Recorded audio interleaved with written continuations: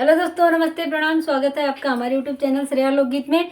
तो दोस्तों, एक झूमर का गीत लेके प्रस्तुत है। गीत अच्छा लगे तो लाइक कर दीजिएगा, चैनल पर नए हैं तो सब्सक्राइब भी कर लीजिएगा।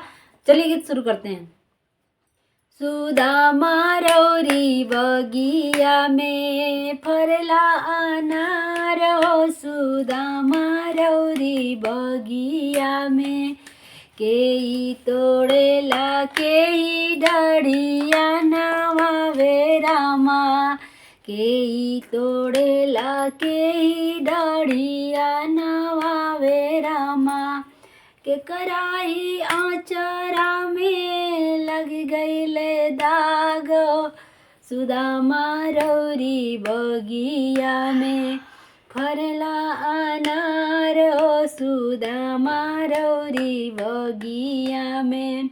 राम तोरे न लक्ष्मण डढ़िया नवावे रामा, राम तोड़े न लक्ष्मण डढ़िया नवावे रामा।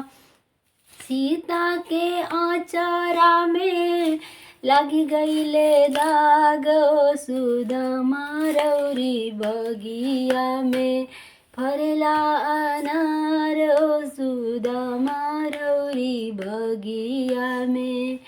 केही तोड़ेला केही डढ़िया झुकावे रामा, केही तोड़ेला केही डढ़िया नवावे रामा।